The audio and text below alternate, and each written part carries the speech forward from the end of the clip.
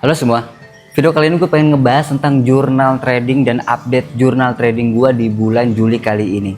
Seperti biasa, nggak selalu profit dan juga mengalami naik turun yang sangat-sangat unik dan luar biasa.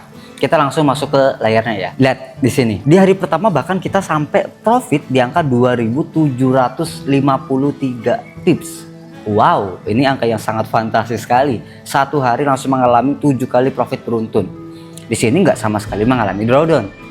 Terus di transaksi ke-8, ke-9, ke-10 mengalami 3 kali loss beruntun sampai mengalami 680 pips drawdown. Dan transaksi ke-11 sampai ke-12 juga mengalami loss juga sampai 5 kali loss beruntun dan profitnya masih kekantongi di angka 1533 pips dan drawdownnya itu di angka 1220 pips. 1220 pips, sorry. Di angka segitu. Next, singkat cerita, sampailah kita ke di sini. Lihat nih, kita mengalami loss beruntun sampai 9 kali loss beruntun. Dari awalnya profit 2.700, malah berbalik minus sampai di angka 538 pips. Wow, ini kita mengalami drawdown sampai di angka 3.341 pips. Dari awalnya profit sampai ujung-ujungnya berbalik jadi loss gitu. Tapi di sini kita masih melanjutkan transaksi kita, masih melanjutkan untuk copy signal dan ujung-ujungnya tutup buku dengan 86 kali transaksi. Net profit yang didapat itu 1.322 pips dan max drawdownnya ini agak dalam nih sampai 3.341 pips. Kita cek di MKL 5-nya. Kalian bisa ngelihat di sini ini drawdownnya dalam sekali gitu ya. Padahal ini dengan dana $3.000 menggunakan 0,02 lot. Ya karena transaksinya panjang-panjang dan juga banyak. Jadi mengalami drawdown yang sedalam ini. Tapi resikonya saya masih siap tanggung gitu. Gue masih siap tanggung resikonya di angka 30-40% drawdown itu masih bisa ditahan. Kenapa? Karena modalnya modal kecil, cuma $3.000 doang. Cuma dengan yang nanti gue bakal tunjukin dengan modal 100-150 juta, gue pun bakal mikir 2 kali gitu. Gue nggak rela sampai 30% drawdown, gue nggak bakal rela. Ya paling max itu di angka 15%. Nanti gue bakal buat pun drawdownnya supaya max di angka 10% doang. Jadi ini tinggal masalah pengaturan lot aja. Kalian bisa cek di MK5-nya karena di website pun ini tersedia gitu.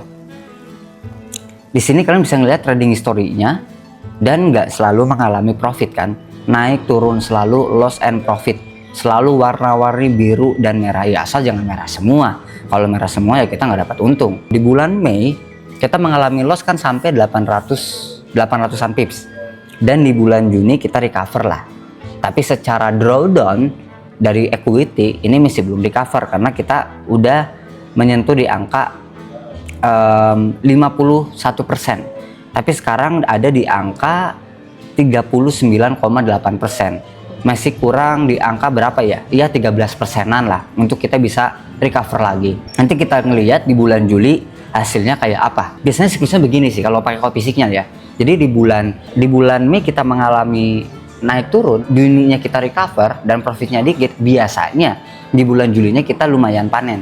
Cuma bener atau enggak ya saya nggak tahu ya kan. Kita nggak sama-sama nggak tahu masa depan kayak gimana. Cuma kita bisa persiapkan dari sisi resikonya supaya tetap terjaga. Jadi kenapa gue ngebuka ini semua? Gue bukannya mau pamer sosokan portofolio, enggak. Cuma kan gimana ya? Kita bisa tahu konsistensi kita bisa trading atau enggak dari apa sih acuannya kalau bukan dari portofolio dan pencatatan dari jurnal trading kita. Kalau dilihat portofolionya pergerakannya jelek nggak? Jelek banget gitu loh. Karena ya drawdownnya dalam gitu. Tapi siap diterima nggak? Kalau siap diterima itu nggak jadi masalah karena di trading nggak ada aturan baku. Tapi kalau ini wah dirasa terlalu besar ton. Apa $3.000 pakai lotnya 0,02 terlalu besar. Apalagi transaksinya itu banyak banget pakai 9 sampai 10 analis gitu loh. Di full XAU yang sampai ratusan pips gitu sampai 300 400 pips sekali trade bahkan sekali SL-nya gitu kan. Bahkan mengalami drawdown sampai di angka 3.000-an. Itu kalau pakai 0,02 aja udah sampai di angka $600. $600 itu udah berapa persen dari 3.000? Udah gede banget ton. Gue pengennya di angka cuma 10% aja deh. Pakai 0,01 bisa nggak? Bisa. Semua tinggal pengaturan dan adjust lot masing-masing orang aja. Jadi nggak usah harus gimana juga. Yang penting kita punya acuan data, dan inilah acuan data yang dipakai. Jadi kenapa gua tenang-tenang aja? Hasil summary-nya di sini pun ada gitu loh, dari analis yang udah gua jahit. Dari berapa analis nih?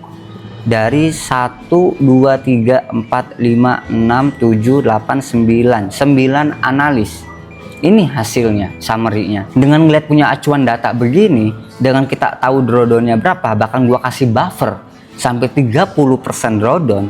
Awal drawdownnya kan 2.947 pips. Gua kali 30%. Jadi gua ngasih spare lah 30%, karena gua masa depan gak ada yang tahu kan. Bisa jadi lebih, dan emang beneran lebih malah. Makanya gua kasih spare 3.821 gua untuk mempersiapkan kemungkinan terburuknya. Dan kalau ngelihat dari hasil jahitan di sini pun, analisnya nggak selalu profit selalu gitu kan.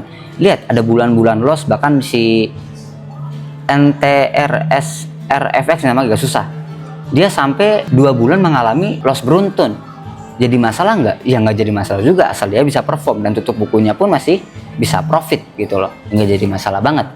Asal kita punya acuan data, asal kita punya pegangan untuk kita melakukan tradingannya atau melakukan aktivitas sebagai seorang investor, nggak jadi masalah banget gitu loh. Asal ada acuan datanya. Cuma kalau yang dirasa, balik lagi, resikonya dulu terlalu dalam, ya udah lotnya aja di-adjust. Pertanyaannya kan begini, kenapa pakai analis banyak itu? Kan biayanya makin mahal.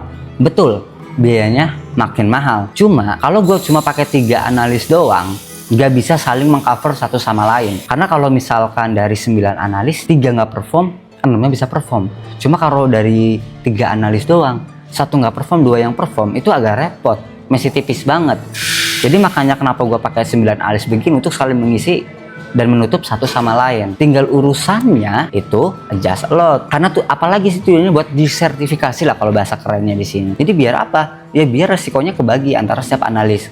Kalau misalkan ada yang tutup bukunya loss, bahkan 2 bulan berturut-turut loss, ada yang mengcover. Ada yang loss sampai 1000 pips, ada yang mengcover lagi juga. Jadi saling menutup satu sama lain untuk tutup bukunya. Jadi jangan sampai salah kaprah juga gitu loh. Kenapa ngelihat di sini itu, wah drawdownnya dalam banget gitu. Tinggal adjust lot aja sebenarnya.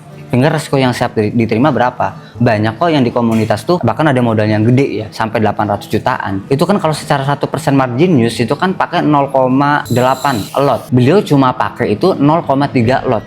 Itu kecil banget secara margin use-nya. Dan jadi masalah nggak jadi masalah juga. Nanti gue bakal minta ke beliau untuk sambungin ke MK5 ataupun My Facebook, biar apa bisa ngeliat kalau dana besar pun tinggal pengaturan risikonya apa aja. Jadi walaupun dengan jahitan yang sama, pengaturan yang berbeda, saya bakal berbeda, tapi juga menunjukkan apa, kalau jahitan ini bisa dipakai dengan modal berapapun. Mau modal 800 juta kek, mau modalnya itu di angka 50 juta kek, mau modal 100 juta kek, itu nggak jadi masalah. Tapi berapapun di sini dengan angka yang realistis juga, nggak 1-2 juta juga. Kalau 1-2 juta, waduh, anggap di $100. 0,01 aja sekali loss 400 pips. Itu kan udah $40 nih. Apalagi dengan drawdown 3000 pips, 0,01 itu udah $300 dan ini cuma $100. Ya udah margin call duluan, nggak bisa recover. Kenapa ini bisa recover ujungnya walaupun mengalami dari sini nih, kita ngeliat balik lagi ke layar ya. Dari sini kita mengalami penurunan,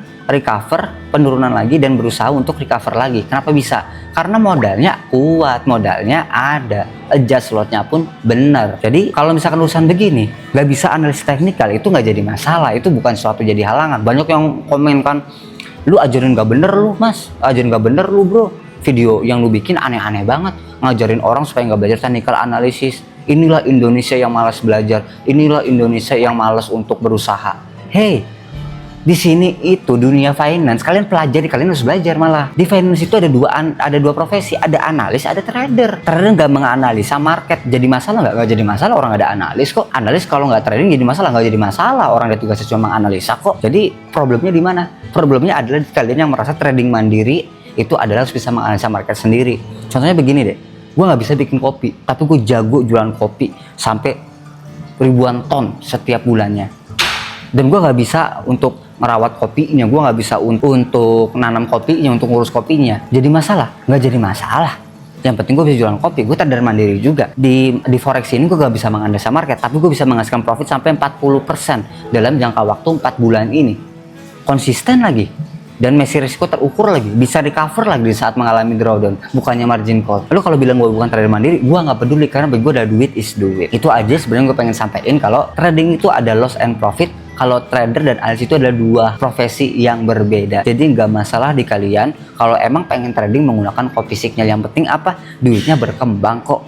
Mau dibilang nggak mandiri kayak asal duit masuk rekening, ngapain didengerin ya kan? Mereka pun yang ngomong begitu, emang modelin gua trading? Enggak. Emang yang ngomong begitu ngasih gua makan? Enggak. Emang bayarin gua untuk kopi? Juga enggak. Emang bayarin bensin mobil gua? Juga enggak. Ngapain gua dengerin? Iya enggak?